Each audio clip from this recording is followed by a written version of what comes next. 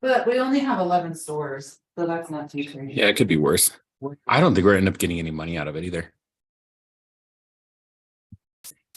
Sadie. The Loop place has them. The Loop place or whatever it is. The clothes store. Did I tell you about what he wants to do that he told me the other day? And I was like, dude, he's like, I think it'd be really cool to have a snowboard sign on my building that hangs off that pole. And I'm like, dude, we just like literally went through this and you're pretty much at your capacity signage and you know that. And I told you that, but it would be just so cool. You know, it's also cool following the rules. It's not. We're the man now. Nobody likes following the rules. Stuff, I think, because I tend to think that they struggle a little bit with like when to ask for your update versus like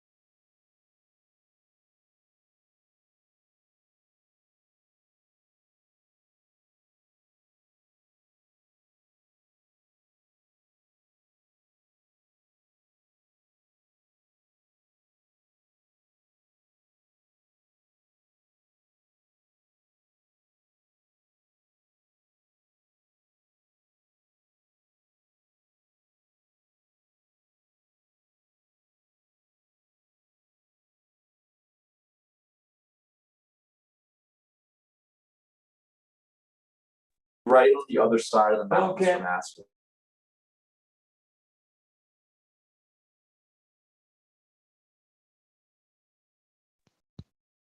Hi, how's it going? We're doing good. Again, We are live, just so you know, we're streaming already, so. Just as an FYI. Thanks for letting me know.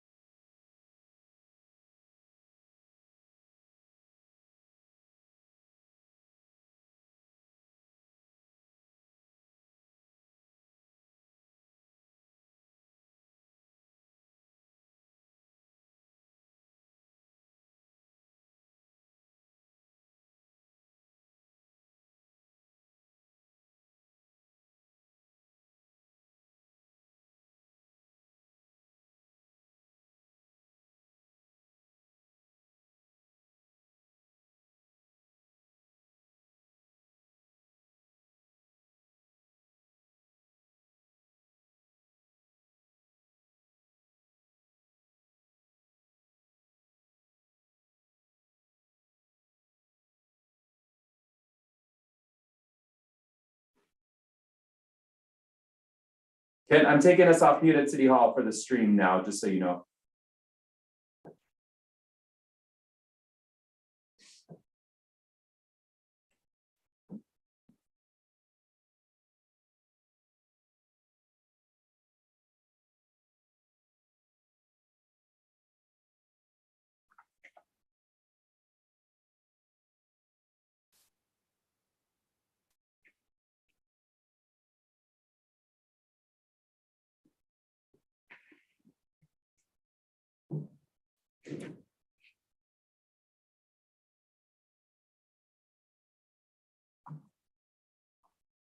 I kind of want another hot dog. It's really good. They're snappy. They've got like that snappy skin, you know, like a really good hot dog. Kosher, then probably right beef. Yeah, All I bet. beef? I bet. It has to be now. Hey. Nick, what kind of dog you have? He's a golden doodle. Okay, Yeah. nice. John, I don't know why I didn't notice this. So we have this definition of boarding and rooming house. Yeah. But not allowed in any zone district and Yeah. no criteria for what it is or, I have no, a building other than a hotel or lodging. yeah. Yeah, what the hell is that? Hello. Howdy.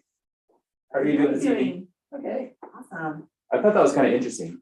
Block Yeah, We had away. another old archaic definition of tourist I'm here not. too, but I think they fixed that one when short-term rentals came. I wonder why we have this Okay, definition. look at you all, you guys are all wearing the best It's not, shirts. Oh, I think it's one. We're celebrating for Warm Day. I know, I think It's like Monday's it supposed to basically be the covers really, these really essentially, I first day, think. like all sunshine. Boarding houses are typically have a And it's occupant, Juneteenth. like a We get an resident extra day occupant, something off. like a bed and breakfast convention.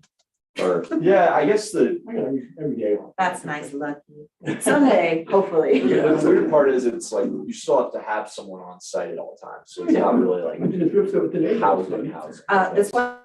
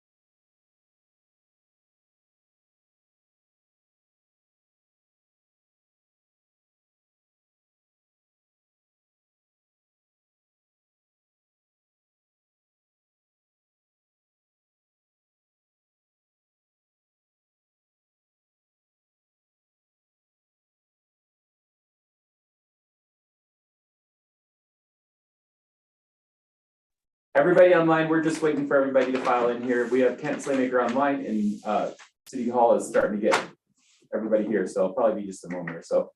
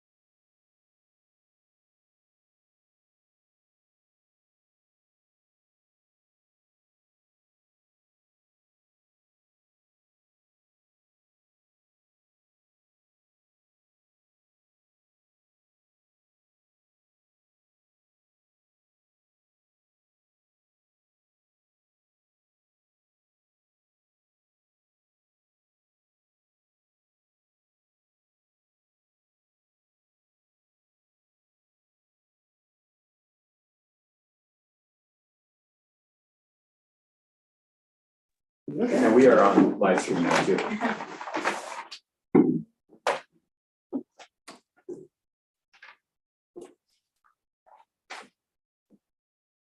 You guys want to give Lisa a moment to come, or do you want to start? We can start, it's a work session, so Well, I would say start. okay. I have just a really brief memo in here about some things that are happening in the city right now that I wanted to bring to your attention. I kept it pretty brief because I think you guys have had conversations about some pieces of this, but not the whole thing. Can you hear us okay?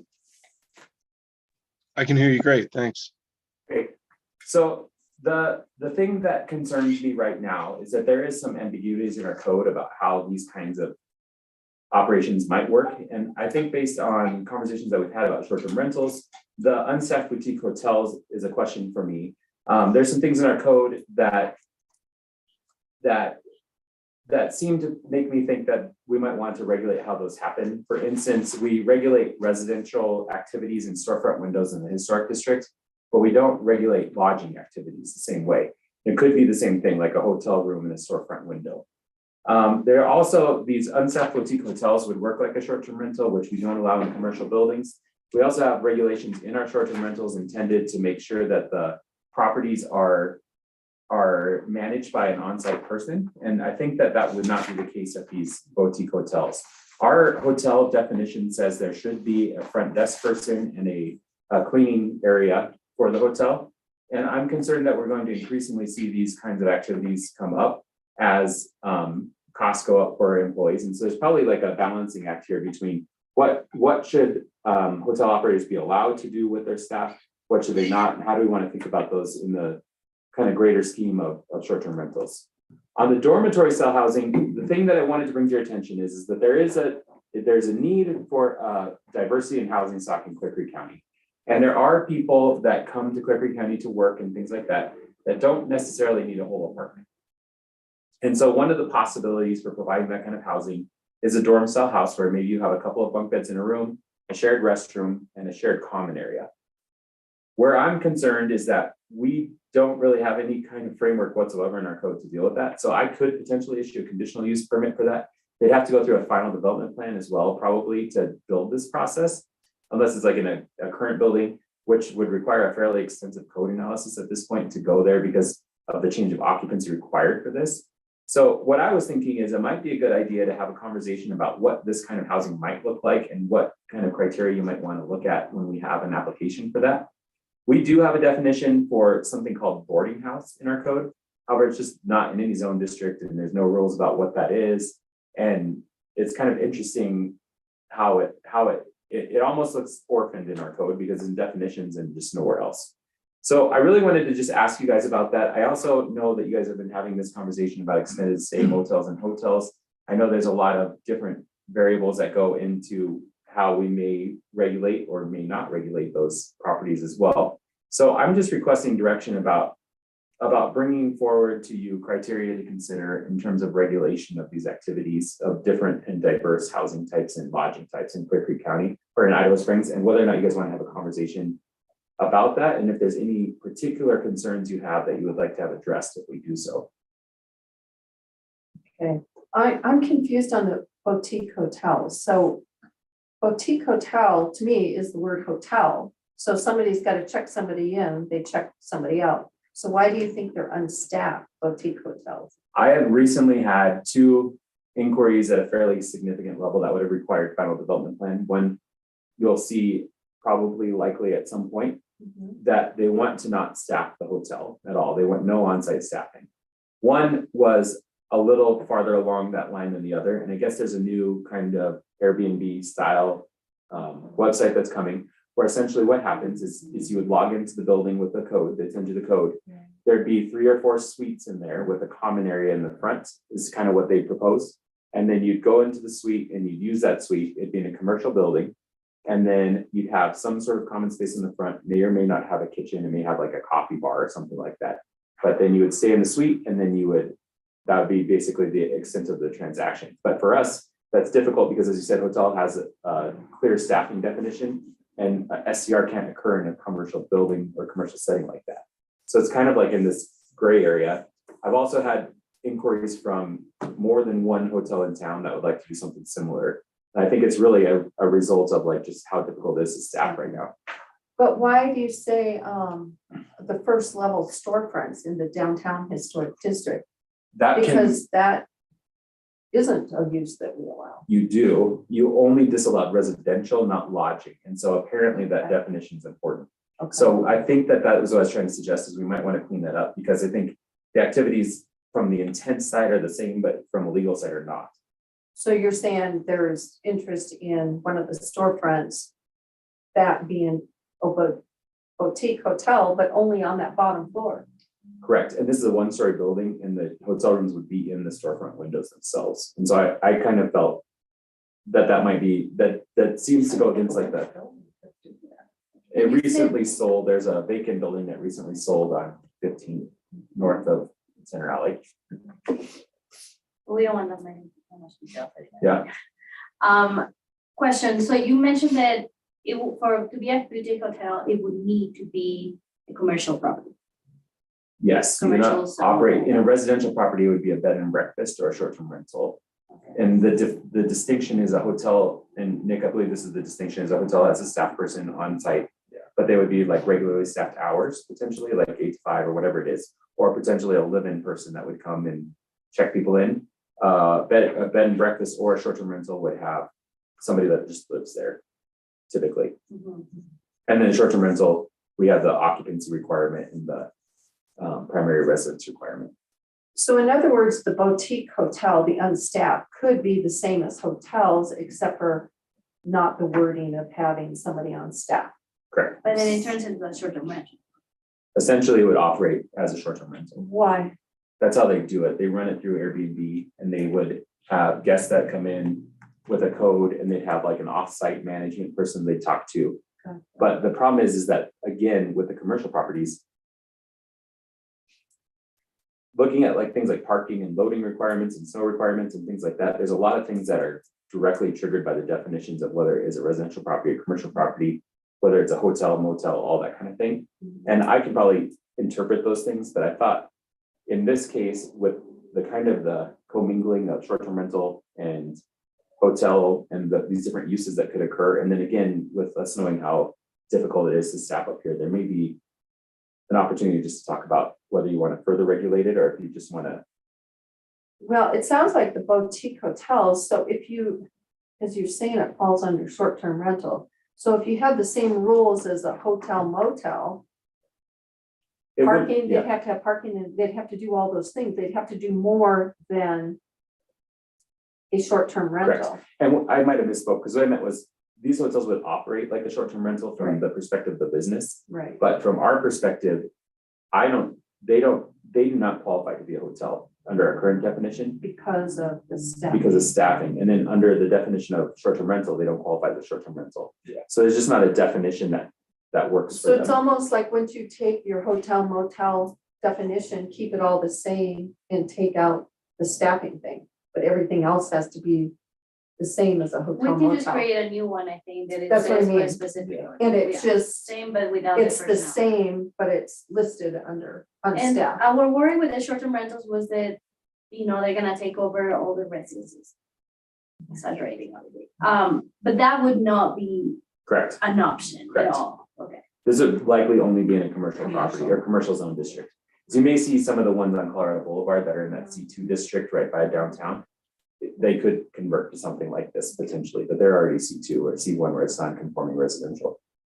So I think it'd be worth looking into to see if the hotel motel create its own, but it falls under all the same rules as the hotel motels. I mean, we'd have to compare the rules to see if it is a fit, and then take out the staffing part, the on-site staffing, and then maybe have the rules in there where somebody has to go on site within 24 hours, all that rigmarole Okay. stuff that we do on the, Cleaning service, like. when Yeah. they- all that stuff that applies. Yeah, So the boutique part basically is just, doesn't mean anything, it's a hotel. Small, yeah. Yeah. They call it, they It's a call them fancy boutique, word that yeah. we use. that's just, it's like, it's a Yeah. term of art, that's just what they're Right. calling it. Yeah. Yeah. So it could be different from the Yeah. others. But there's also boutique hotels that will have a staff person. So Yeah. this, in this case, because of, Gives them a little flexibility about. Mhm. I have one more question. Would you guys want to look at the lodging in storefront windows in the HD district? Since residency is not allowed, would you want, and it could be that like common areas are allowed in a storefront window, but maybe not like a suite where there's a bed or something to that effect, so you don't have a, I think the intention was not to have blocked off storefront windows when you originally went there. But I didn't know if you guys wanted to address that issue as well. I mean, I think so, we do, like you said, but not it being the storefront.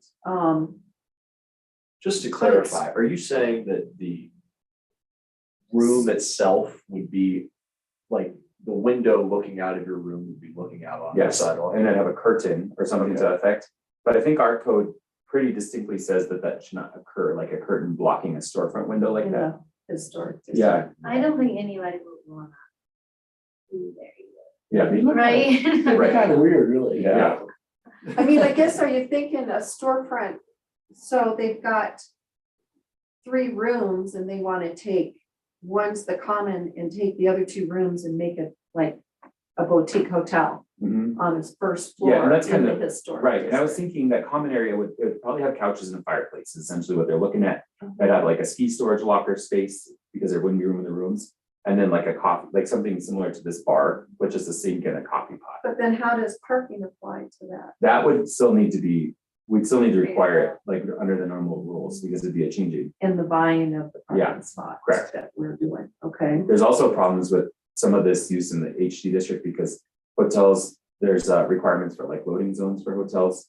There's requirements for trash storage, snow storage, all these things. And so there are some other hurdles that would make sure that we don't create a parking deficiency on the neighborhood potentially. Right, so that sounds like that's a pretty tough thing for the Yeah. downtown historic district. I was Okay. thinking that like just adding the term lodging to that prohibition could work, because I believe what we kind of discussed was that residential really only covers actual residential living. Lodging is a different, is that correct? Like we would need to define that separately.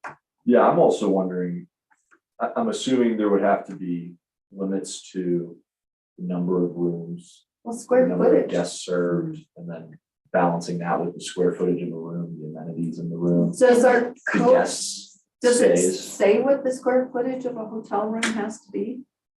There's probably in a building code that, I mean, There's a fire, Yeah, there's something- fire code rules too. yeah. So you would think that whoever would want to try and do this would have to meet all that type of stuff as a hotel, motel, boutique, lodging, and it's hard to imagine that a storefront one level could do that. Like you said, the fire would be the biggest thing, because you're gonna have lodging where you can have fire in there. I mean, it's like, I think natural light, because these buildings are very narrow, I think also, so how, they do dots, but. It may be something that I will be, based on this conversation, just kind of what I've been thinking. There are a few places that this may make sense in town and Okay. several where it may not.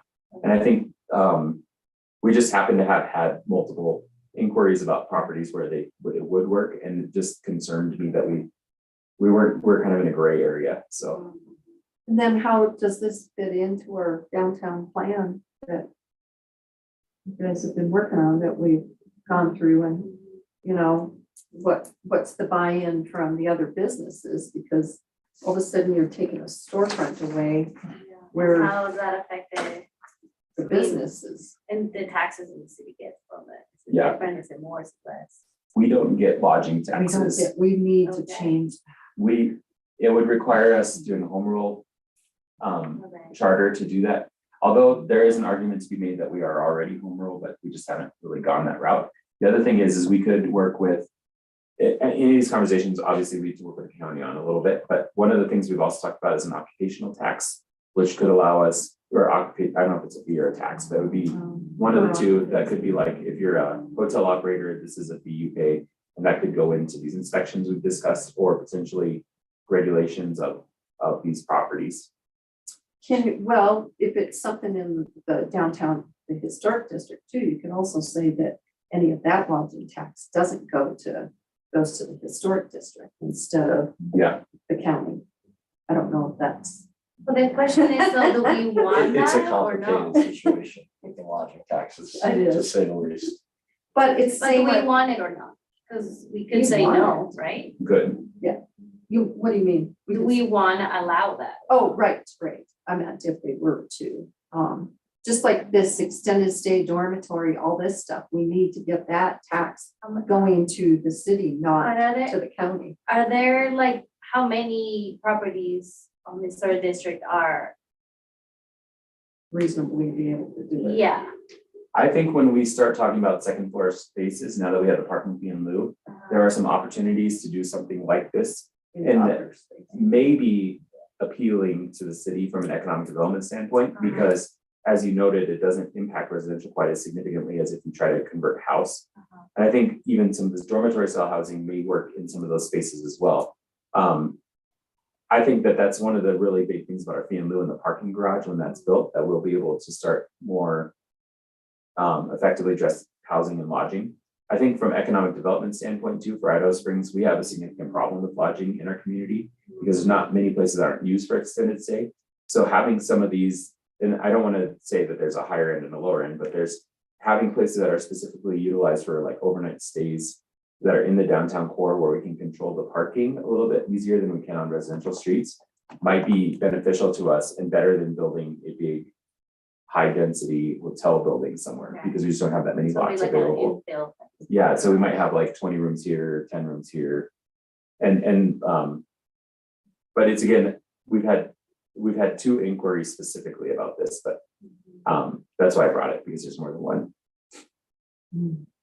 Okay, so it does sound like we should look at it and executive direction on it. Yes. Nick, could we work on that a little bit and between us, and we can just kind of think about something to bring forward on? We could address the definition. Same with the boutique hotels one. Okay, Then the dormitory, so boy, that's, okay, that's where we do have to do something, come up with something, whether it's extended stay, it's called, or if it's called dormitory. Dormitory definitely fits a lot of what's going on. Extended stay does too on some properties, so it's almost like we need both. I can't, I don't, you're looking at me, but I'm not making policy. You just say, decisions. yes, we can come up with both. Oh, yes, we can come up with both. Yes, I'm That's what I happy to, mean. yes, That's we, what I meant. I am happy to draft up proposals, and I think what we would come back with, John, is probably a sample program, and then. yeah. Right. We Right. recently did a program. Yeah. I don't know if we want to go to the extent that they have on everything, They because I booted a know, lot of people out. yeah.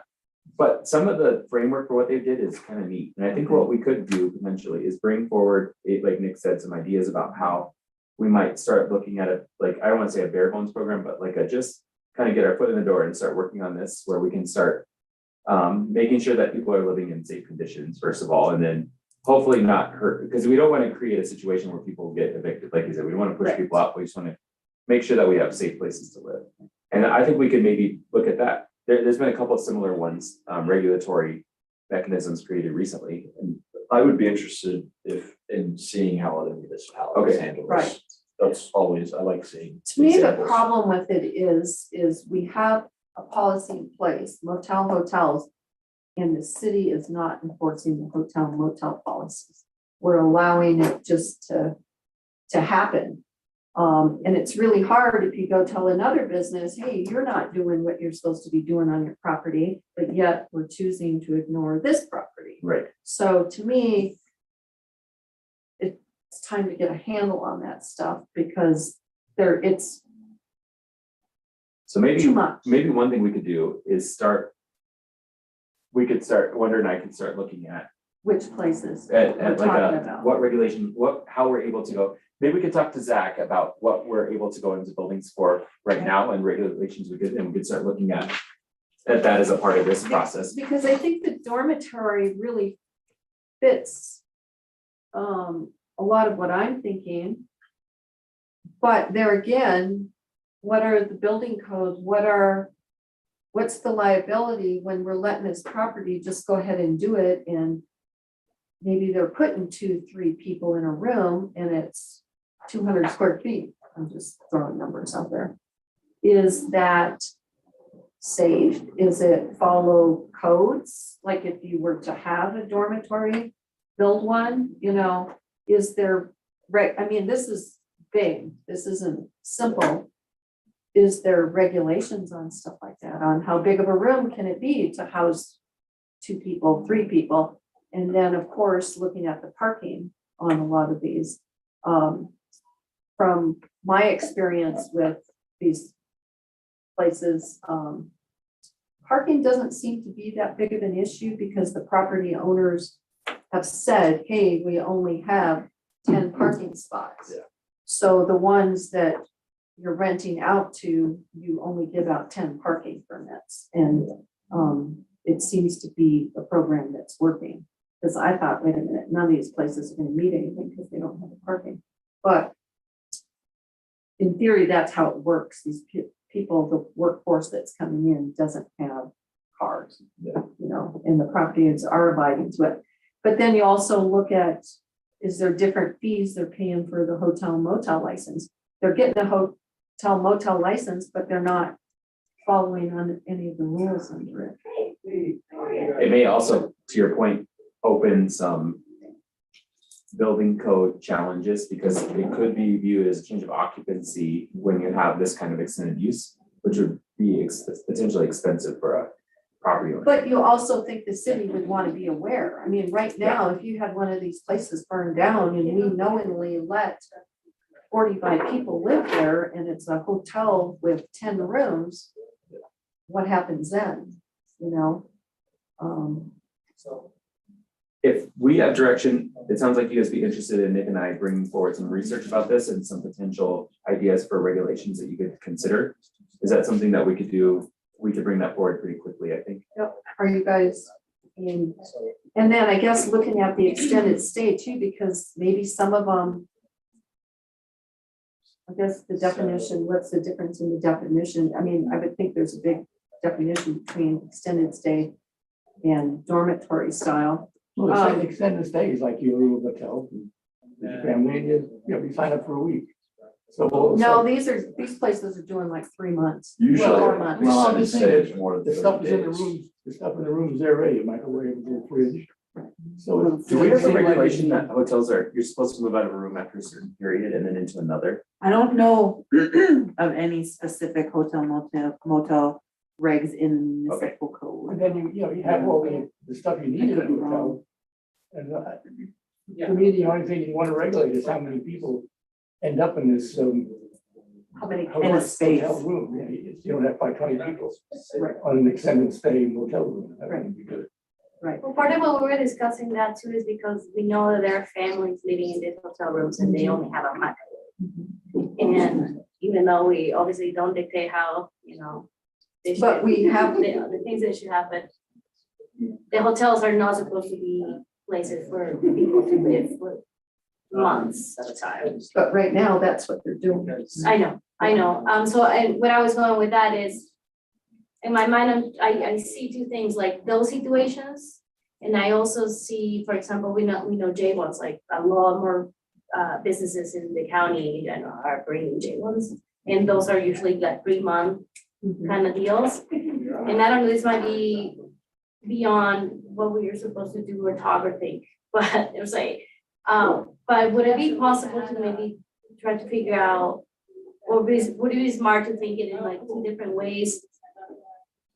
And with the J1 situation, since there's businesses bringing these people here, would it be possible to figure out ways to come up with some programming where the businesses maybe are part of the whole deal where we, I don't know, they help these places design or build the communal kitchens that, you know, so they have access think for it's a- more than microwaves. Like, I'm just thinking, is this an option for, But to it's try like, to help regulate so we don't have to, worry about it, yeah. in a way, and also it will help people that are having to live in the hotel rooms to also be able to have that option. I don't know. But Maybe I'm wouldn't going it be beyond up to the this, but- property owner to decide if he wants to go with the dormitory style living or extended stay?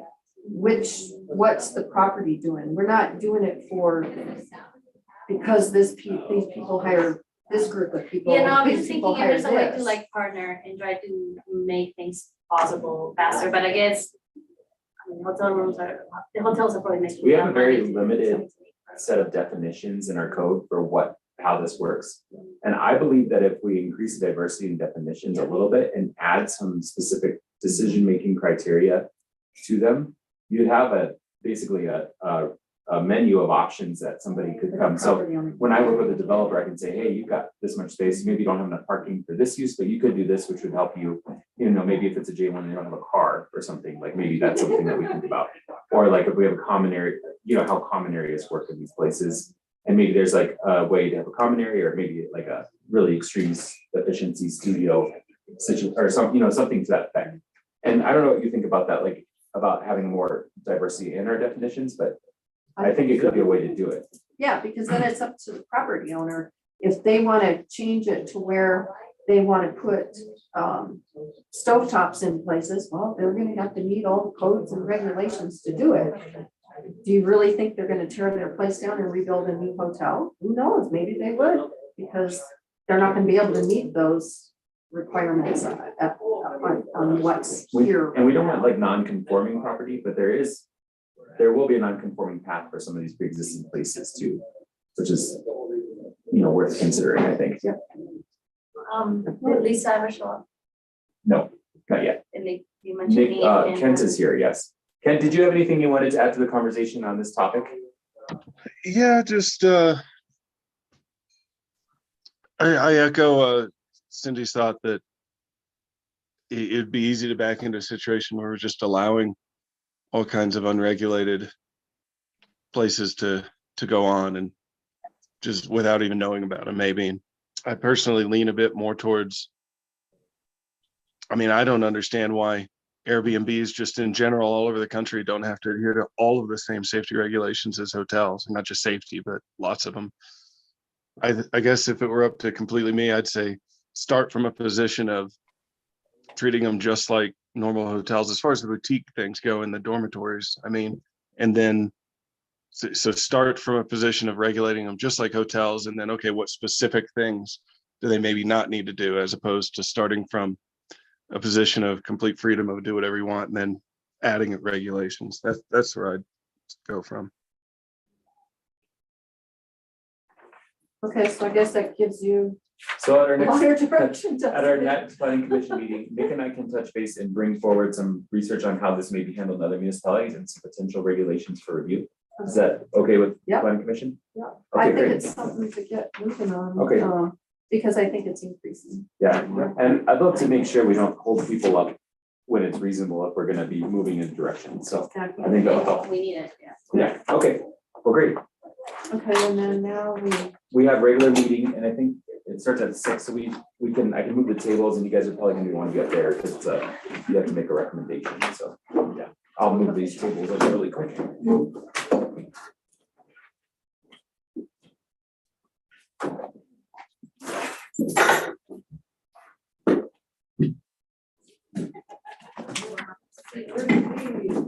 One coming over here. Yes. I guess I Make you have feel to- powerful up there. No.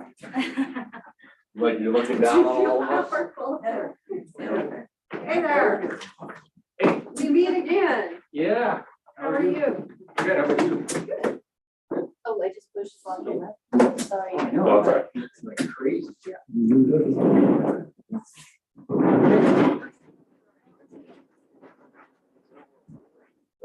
What is it? Yeah, exactly. No, like- Really with this one? Yeah, and I'll just go back to this one.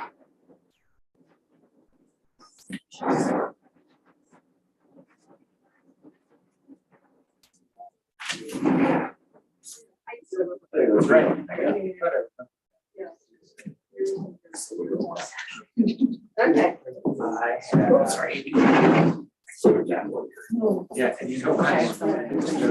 Here, I'll take that. Is this yours? Yep. Okay. I'm not gonna have it. So when you look for the title, excuse me, when you look for the title. Okay. Whatever date they call the files. Okay. Move closer. Yeah. I burned my head today, just, you know. Well, I was gonna Well, ask because you, it's- you're out there walking. I see You this need great space. walk around here without a You need hat. space. I don't know what I was thinking.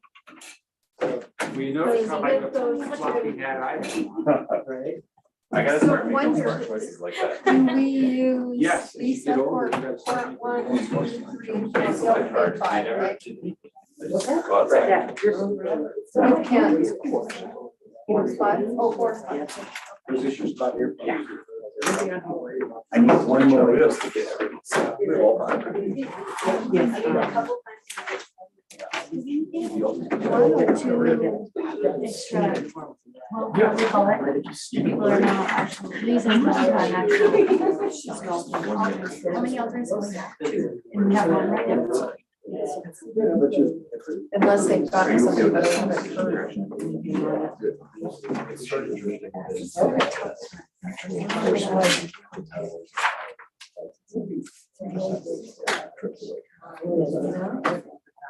Yeah, I didn't see. They're updating. Okay. Is Kent still on?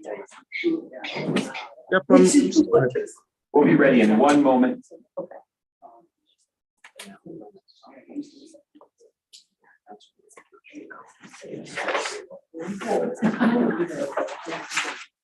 Just on the list in case someone has.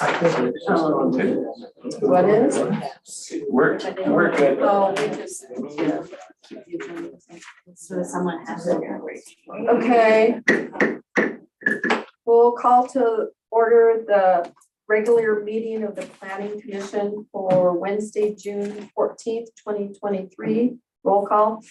Chair Cindy Olson, Here. Ursula Cruiser, Here. Don Reimer, Here. Chuck Howard, Kent Slaymaker, Kent? Kent Slaymaker, Yes, I am here. Lisa Manifold. Thank you. Okay, first thing is approval of the minutes for April 12th, 2023. I can have a motion. Make a motion to approve the minutes from April 12th, 2023. Second, I'll second that. any corrections, comments? Okay. Approval of the minutes, yay. Yay. Any opposed, say no. Okay, it passes. Lost my train of thought. Disclosure of any conflict of interest. We don't have any. On each meeting, we do a public comment period. If you've got a public comment that's not on the agenda. I think you guys are all here for the sports complex, right? Okay. So with that, we'll move on to the public comment period. Jonathan, you wanna? We have no public Nobody comment. has signed up for public comment. Oh, okay. Did anybody Oh, want- that's the part I just said. Okay, Yeah. sorry. Staff update. Members of the planning commission, I provide you with a staff update that kind of details my actions over the last couple of weeks. And if you have any questions for me, I'm happy to answer. We didn't have any. No. Okay, now we'll go on to new business, the sports complex and the master plan.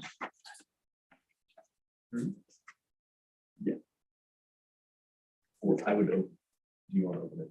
Public comment now?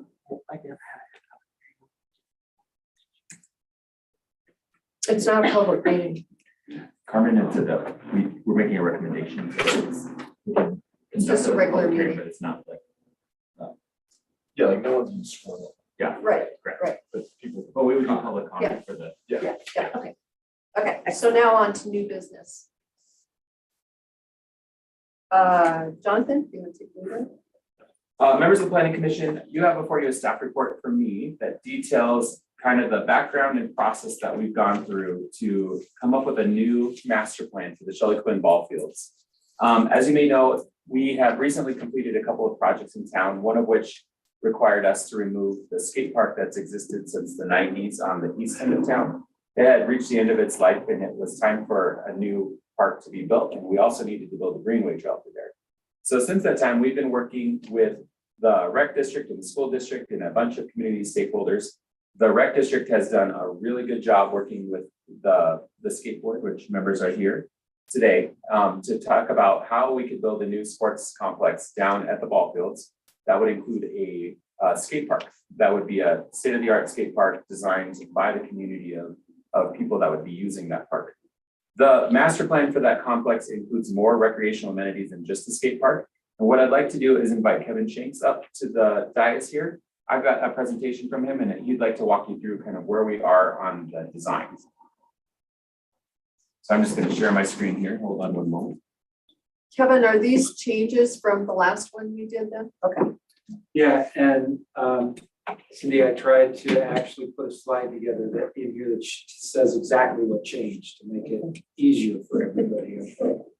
So first, I'm glad to be here. I appreciate the opportunity. We've had fun putting this master plan together, but I have to apologize. Don't look too close at the bottom, the date or even who we're talking to. I missed this in the review of this when I had my assistant put this together. They clearly were working in an alternate universe. They thought we were presenting to the city council and they thought it was on Monday. So anyway, so it's all, that's kind of jacked up. I apologize for that. Okay, so with that, go ahead, John. Oh, sorry. No, you're okay. I went crazy there. So obviously this is the existing sports complex, okay? And just to get you oriented, north is up, okay? And so on the east end is the US Forest Service. And then on the west end is the private property. And then you can see I-70 along the north there. And you can kind of see the somewhat circuitous walkway that you use now to get across the bridge at 241 to get to the complex. So, and then there's a trail that goes on to the west and goes underneath the interstate as well. The site is basically flat. On the south side, however, there's a pretty steep treed slope. And I'm going to talk about that in a little bit. We've made some modifications to the plan that I'll go over in a minute here too. So go ahead with the next slide. There has really been a great deal of stakeholder engagement on this project. What I tried to do is capture it here.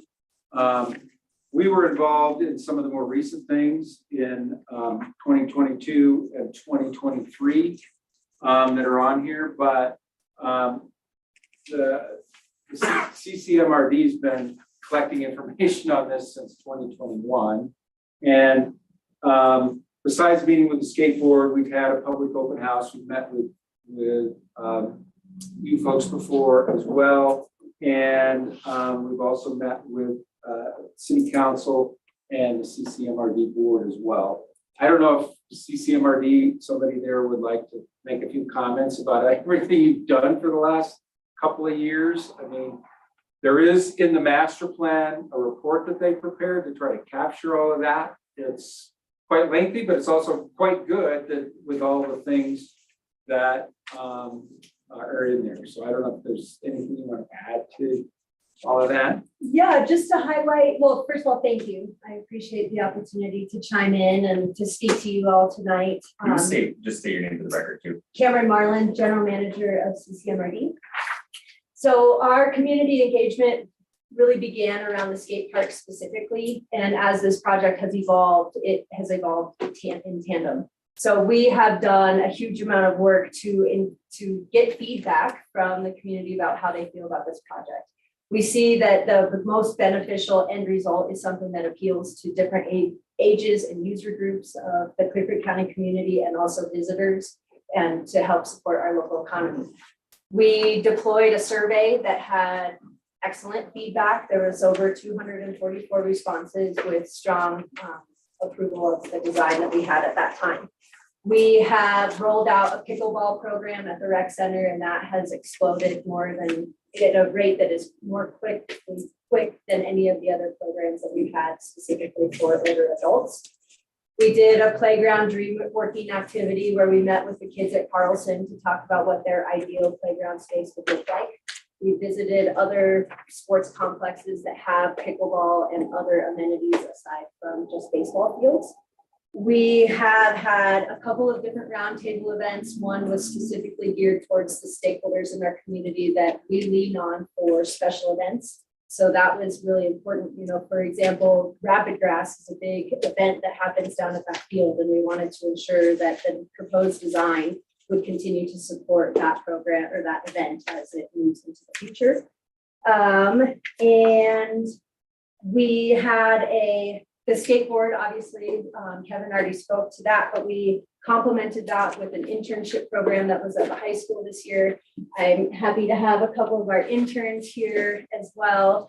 One of our biggest accomplishments of this semester is we set up a skate park feature at the high school, so now skaters can enjoy that before and after school and during lunch. So it's been really cool to see lots of different organizations hop on board and demonstrate their support for this project.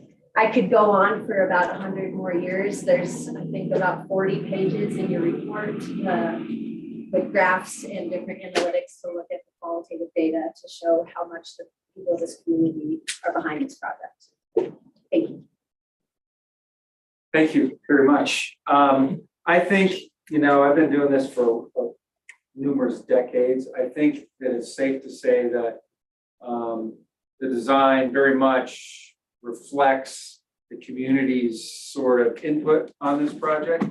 I am going to throw out kudos to CCMRD because they have done a ton of outreach on this, and so even more, quite a bit more than kind of even what we're used to. So that's, like I say, I want to say thank you very much, because I think we can talk about this design with some degree of confidence that the types of uses and things that are proposed is what the community wants. And I think that the interesting issue is that it's a very tight site, and we actually couldn't provide absolutely everything. So there was a prioritization process, and I'll tell you, there was quite a bit of a conversation around what got prioritized. But I'm feeling really good that what did get prioritized represents what the majority of individuals in this community see as appropriate. So, Jonathan, you want to jump to the next one? So that's a little hard to read, so I will kind of go down through this list. So since we were here last, this is a list of the changes that were made, and a lot of this is about the prioritization that CCMRD and this Idaho Springs went through and kind of coming up with a final concept. So the skate park's actually been enlarged now. We're up to about 18,000 square feet. There was a desire to hit at least 15, and I think that you know, that 3,000 feet additional square feet allows us to do some additional kinds of things that we wouldn't have been able to do before. I mean, for example, the idea behind the design of the skate park is the way skate parks get kind of constructed is they're design build. So a design builder that specializes in skate parks would work with the community to develop that skate park design, okay? I think that some of the and we're going to show you some typical skate parks, but I think that some of the things that came up through the conversation that, you know, the additional 3,000 square feet would get us is, you know, not only skate features, but also the possibility of having shade or actually a weather cover in part, you know, because we all know storms blow up pretty quickly. And so, and they blow through pretty quickly. And so kind of some safety, I think it would allow for some safety features like that as well. What we did to increase the size of the skate park was we removed the pump track that we talked about previously with the idea of looking for a different location within the community where that could happen. There's been a little bit of an additional section written in the master plan that talks about shared use and looking for partners to do some of the additional recreational amenities that we could not accommodate on the sports complex, and the pump track was one of those.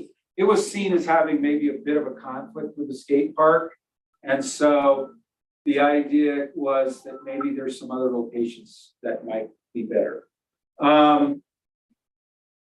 Thirdly, we relocated the playground closer to the pedestrian plaza and ball field. As you know, lots of times when you're there, families are there with their kids, either some of the older kids may be playing baseball or playing soccer, and the younger kids are on the playground.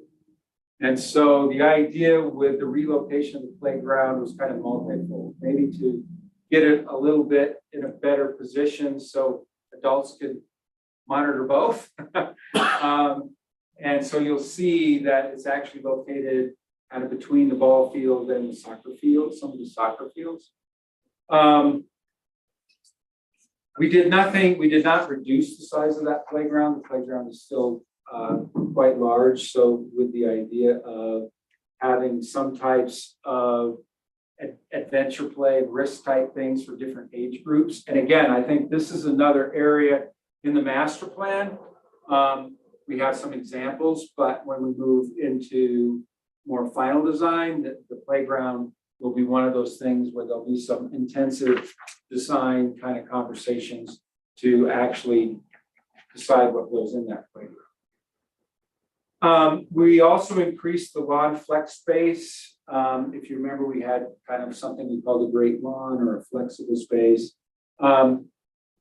We had one youth soccer field in that, and based on kind of conversations, and this is one of the prioritizations, we added an additional youth soccer field, which increased the size of that multi-use lawn area. We'll show you that in a minute. We realigned the southern access road to allow for that additional soccer field, youth field, and the larger flex space.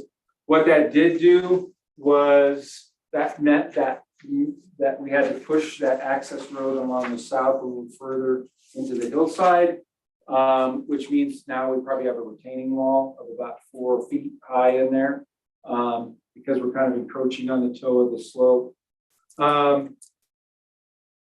We thought also that the other great opportunity for looking for a shared use would be the half basketball court.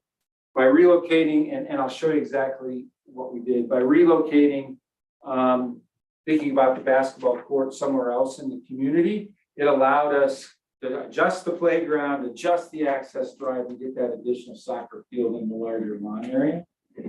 And then we talked about maintaining some of that high mast lighting that's over there, but the idea also is to add pedestrian scale lighting, because the high mast lighting is kind of harsh sometimes. So they'll need to be a little bit of a lighting design to kind of figure out how that lighting works. Because there may be activities where you want only the pedestrian lighting on and not that giant IMAS stuff. And maybe, you know, if there's an event there that goes into the evening, you've got the pedestrian lighting, but then when the event's over, somebody flips the switch and the high mass lighting comes on as a key that, you know, the event's over. I mean, there's just some things like that that we'll kind of fine tune. So Jonathan, you want to jump to the next slide? So, Sorry. no, you're okay. You're okay. You allow me to catch my breath and everyone else to catch their breath from listening to me rattle around. So you're good. Okay. Okay. So Jonathan, I'm going to try to walk around this in a clockwise fashion, starting up at the skate park. So that 18,000 square foot skate park is still up there in the northeast corner. We did not move it. We just enlarged it and took the pump track out. You want to slide down to the flex space. We had that field that was the closest to the skate park in the original design. By changing the configuration, we are actually able to add another adjacent youth soccer field of the same size. And when we did that, we had to slide the playground to the west, which actually is in probably a little bit better situation, close to the bathrooms and close to the concession area. It also meant that access drive running along the that south side got pushed into the toe of the mountain a little bit, and that's where the retaining wall happened. It's not a giant retaining wall, but it is a retaining wall. That meant we also had to reconfigure the parking lot just a little bit. One of the things we did do, we lost some spaces by virtue of the way the access drive comes in from the south, but we gained some actually up by closer to the skate park. I think with this change, if I remember right, we're net 2 additional park spaces for what we had on the original design. Okay. Just kind of north of the playground is the concession building, restrooms, kind of a pedestrian plaza, shade area. We'll talk about that structure in a minute. And then maybe a community fire pit. The stage, if you remember, gets moved just west of the concession building. There is a storage shed still down here on the south end. We have relocated the batting cages. This plan looks at the idea of relocating the batting cages on outside the left field fence, okay, instead of along the entry drive. The baseball field there stays exactly where it is today, but in an effort to try to deal with some drainage problems and just playability, the idea would be to go to more of like what you see if you go to Coors Field, where the infield's actually got grass on it, as opposed to the whole thing being skinned. So right now, what happens is that that infield mix is hard enough and not impervious enough. With the mountain showers we get, the water just hits that and runs off, runs across home plate, floods out around the backstop. So the idea is maybe we add more pervious surface in the way of turf grass in there. Probably also there would be, and we did include in the cost estimate, the idea of probably trying to add some drains in behind home plate and along the backstops. If you recall, I mean, right now there is a pedestrian plaza that kind of divides the ball fields out there now. We've maintained that, but now basically it's set up so there's a loop drive, not so much for visitors, but if for food trucks, for setup at the amphitheater, for setup for events. So maybe, Jonathan, you can kind of show how the loop drive kind of works around here. So this should provide a little bit better management of trying to get event vehicles in and out of there. And I think actually this sketch just to the west of the tennis court / pickleball courts, we actually have drawn in there 3 food trucks just to show how much space there is. So that's a pretty good size pedestrian plaza, which I think that it will be much easier with this site organization actually to manage events. The idea with the stage, the permanent stage of the baseball field, is that also you can do still have a secondary stage over here east of the flexible lawn area where the two. Yeah, no, you're right. Yeah, so I think, again, like I said, I think this space kind of starts to set itself up better for community events. And with the concession stand and restrooms and kind of pedestrian plaza right in the middle of it all. Okay. One of the things that's still in the plan is we do provide access to the Forest Service's brush truck right into our parking lot. However, we are changing, we'd like to continue the conversation with them to change the access point to the U.S. Forest Service, because in this configuration, they, you know, if we were to keep that access point, it impacts us by about 4 or 5 parking spaces. So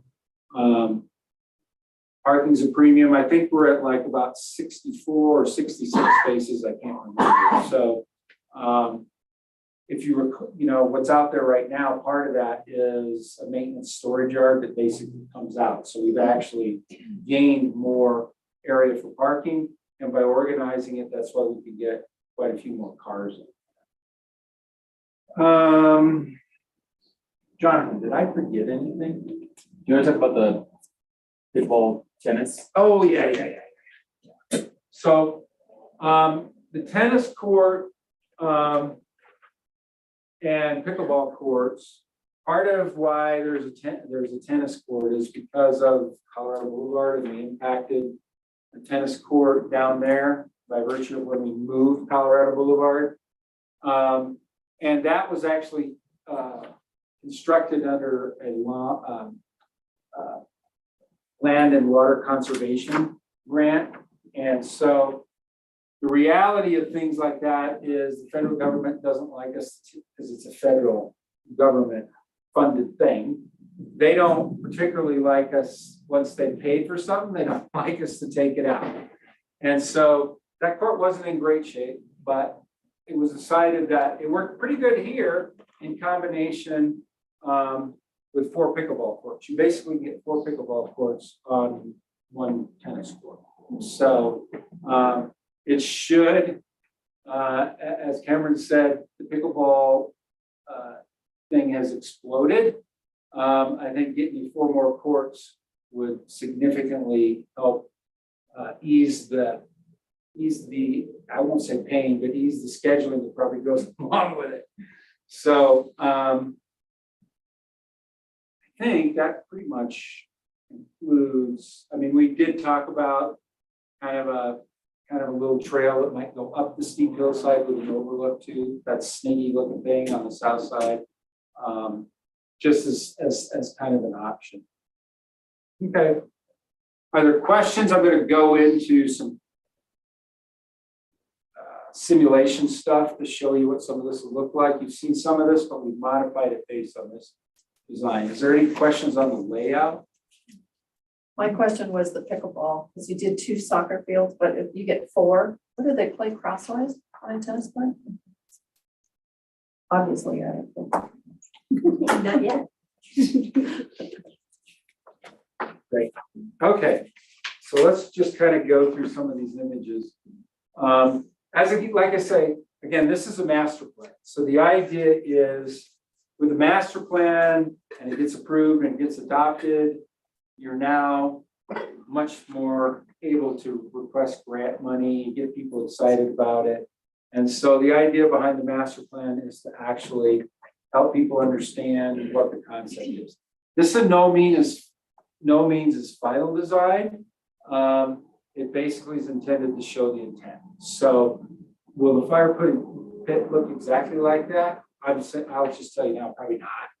Okay, that's a whole design thing in itself. But this is in that area just east of the concession building. Okay, go ahead, Jonathan. Okay, so this is at the very west end, looking to the east. You can see the existing baseball field, which does have a much larger soccer field. It's laid out in the outfield. I didn't mention that. You can kind of see the soccer lines shown on here, and you can see the batting cages on the right. The existing stage moved to the left outfield line, and off towards the Forest Service at I-70 to the left there, and Idaho Springs across the road, across the interstate. Kevin, how do we get green grass like that? How do you what? Get green grass like that? Oh, this is nice. Yeah, because we even got the Coors Field mow strips on it. Yeah. You know, it's called water and fertilizer. And also aerating it. Yeah, ball fields take a lot of work, keeping that green. Now, is there any plans for irrigation or anything for watering? Yes, no, Cindy, that's a great question. Yes, we're planning on the cost estimate for the master plan considers an entirely new irrigation system with new current technology.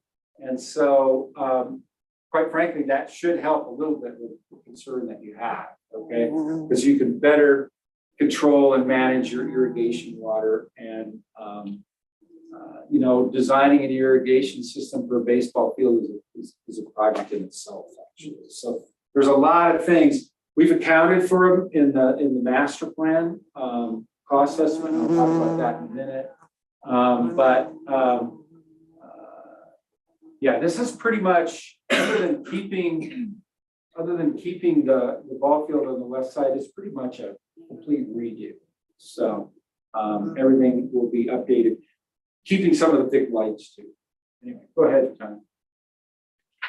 Okay, so now the existing ball field is off there to your right. We're kind of looking straight south.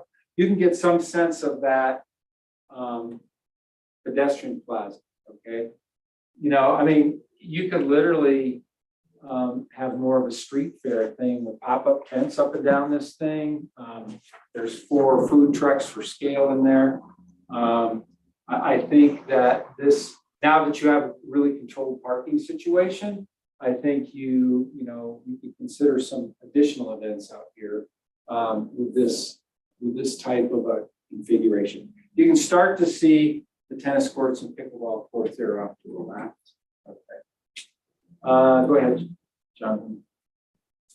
Okay, now we're on the east over the entrance to the park, looking to the west.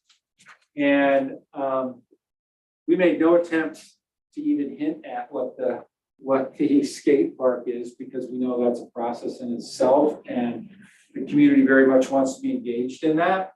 I think there's a lot of fun opportunity with that. The reason that it's up in the northeast corner is it gets the most sun for the longest number of days.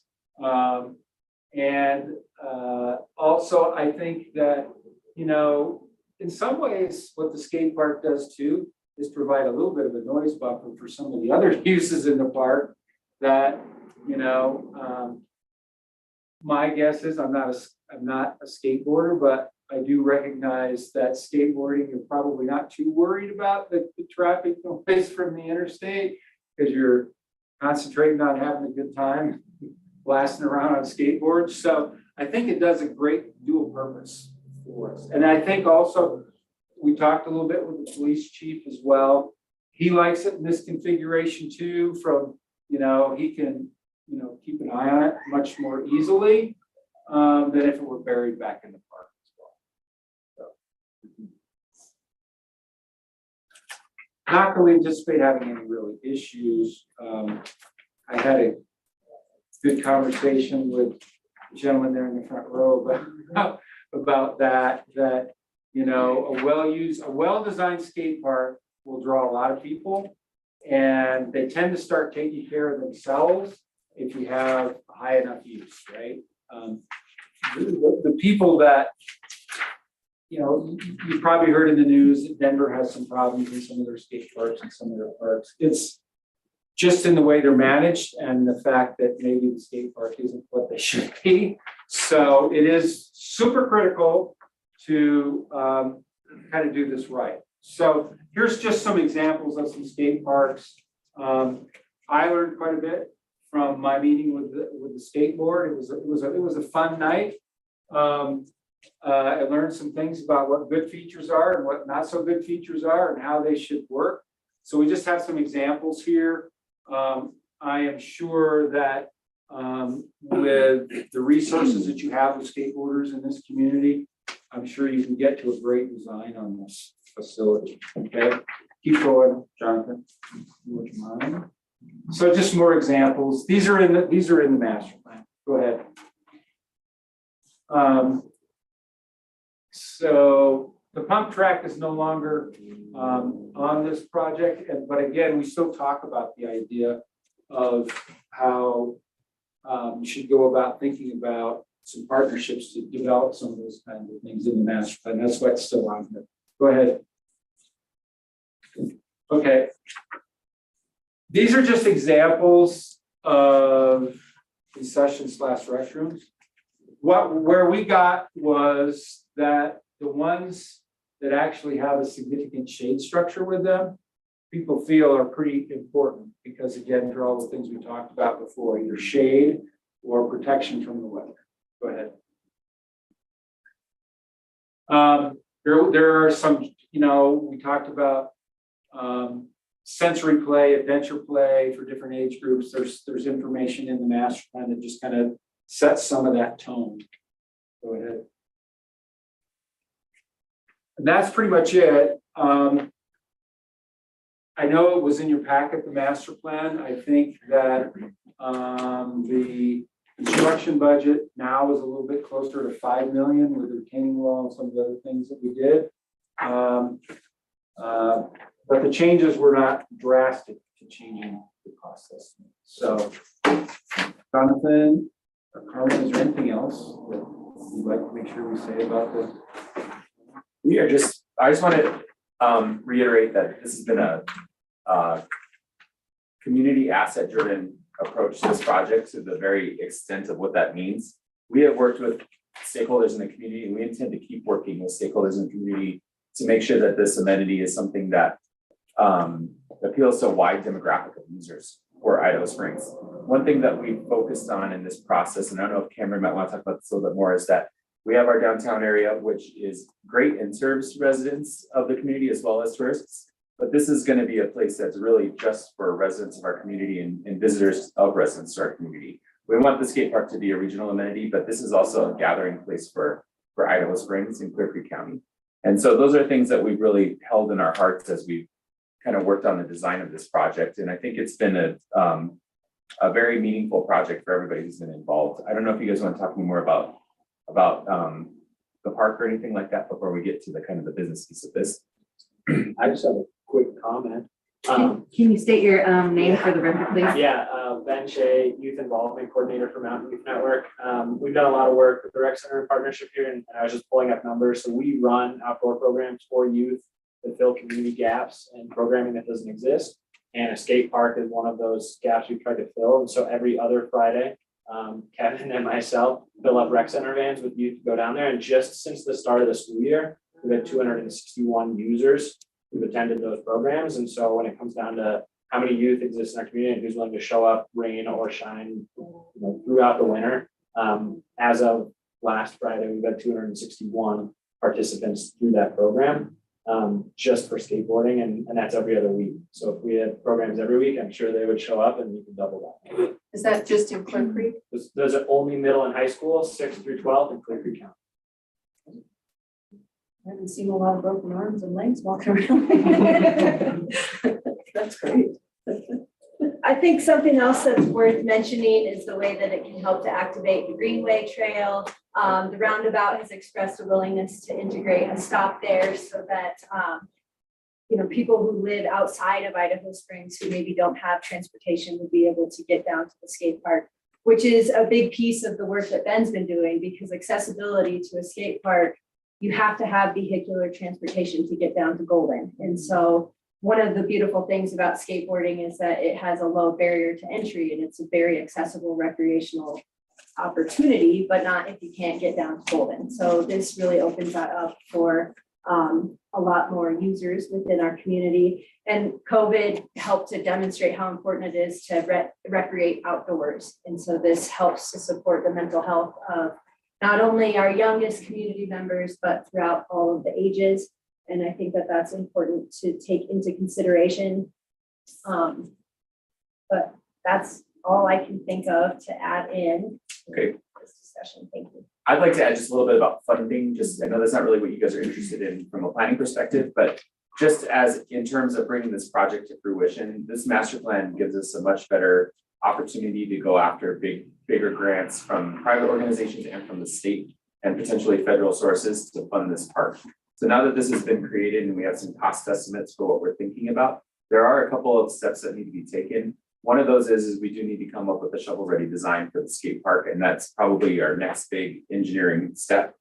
And then we'll be working with CCMRD at staff level to determine grants and sources for funding that we can achieve for this project. So that's probably a process that's going to take us a little bit of time, but we are really trying to take a phased approach to this project so that we can get the skate park open. Which is one of our top priorities, and then start working on other amenities as we go. So that's kind of how we're thinking about it from that perspective. As far as next steps for you, your role in this process is to make a recommendation to City Council about whether or not they should approve of this plan. Once it's approved, it'll be an official plan of the city, and we'll use it for the purpose of getting funding and continuing engineering and all that kind of work. And if you have any questions about that process or any other questions about the project, I think we're happy and ready to answer them. When is the next GoCo?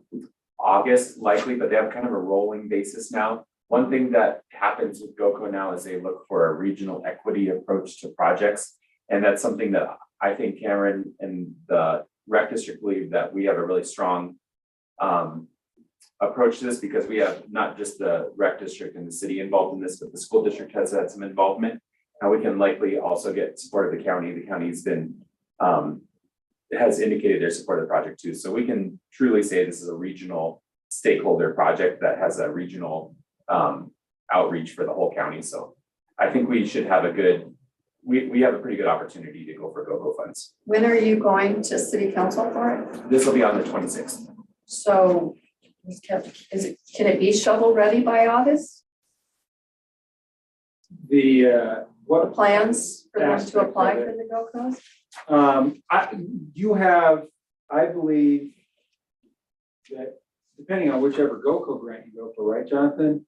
You may have already what you need to go for that grant, okay? We've also discussed the LWCF grant, which is similar to what Kevin said for the tennis courts. And that could allow us to move engineering forward as well. So there may be a combination approach here that we need to take. So we may not need to be 100% shovel ready to engage the whole project. And I think for us, the next step is just making sure that we identify funding for the skate park design.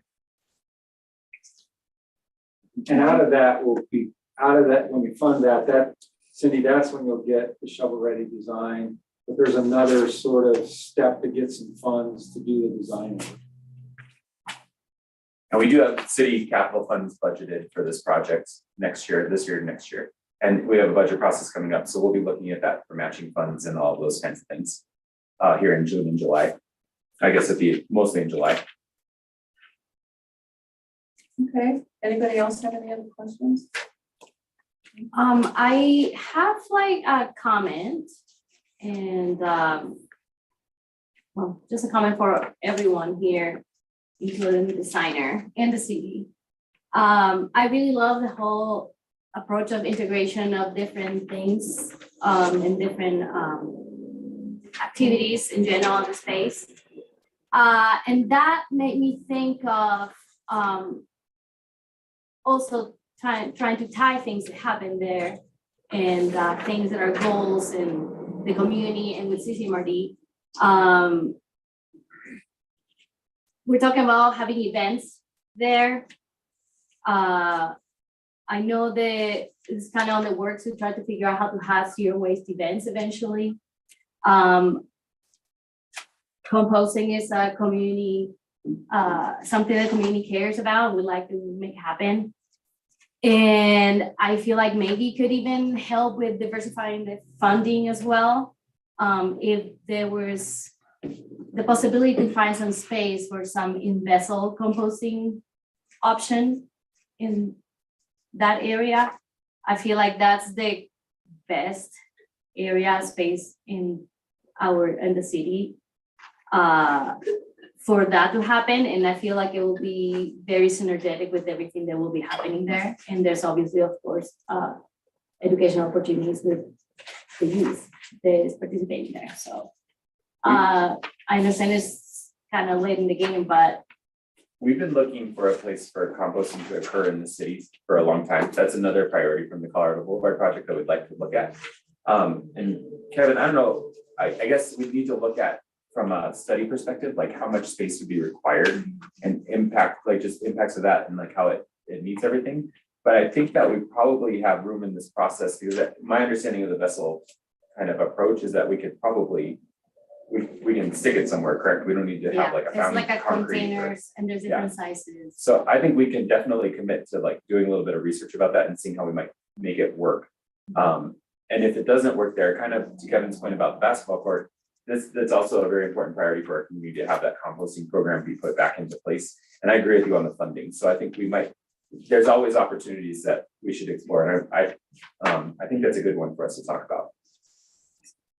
Do you have any other thoughts about composting down there? I think it could be great. Okay. Was there much pushback on not having the basketball court down there?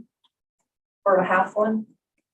No, there's the court that is at Carlson, which obviously the future of that space is to be determined. But then with what could potentially occur with the bus barn property, I think there's room for exploration there. And then we recently met with the school district to explore the designs of building 103 outdoor space, and they will have a hard court surface there. And there is a standing IGA agreement that opens that facility up for community usage. So I feel confident that between all three of those options, there will be a location for an outdoor basketball court.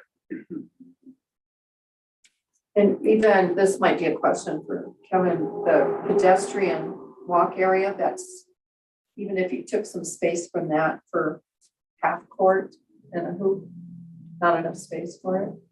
Yeah, it doesn't, the pedestrian space where it does for like that loading with trucks and stuff like that, that's kind of where the issue is there, that it doesn't really fit. Trust me, the court and the soccer fields is what we pushed and pulled and tried to get in there, and kind of in the end, it was decided that it probably is better if the court is somewhere else. And I'm gonna be honest, I'm guessing the basketball court in another location will probably happen quicker in other locations than it would here too. So that might come online quicker with the school district or some of the other locations than here, because your question was there much pushback? No, there wasn't much pushback about not having it on there. There's some interest, but there's a lot more interest in the other activities that are on there. So even with the priorities, you know, as Jonathan said, moving through the priorities, my guess is that the basketball court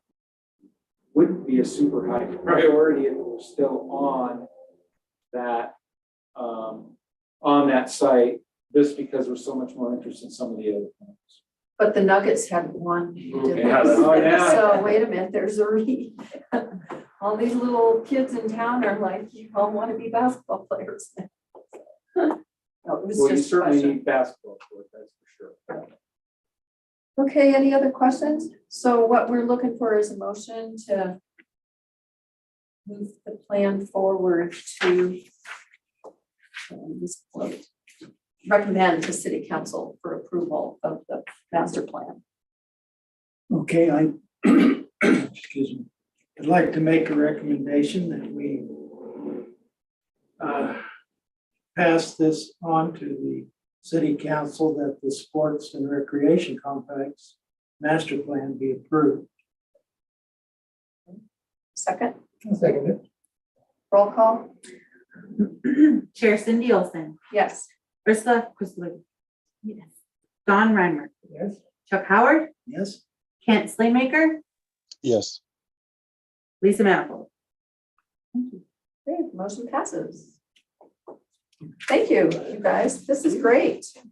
Now let's get that grant in August and keep it moving, right? Okay, do we have any other things? No, Chair, there's nothing else. Okay, so we'll adjourn the meeting at 6:50 PM.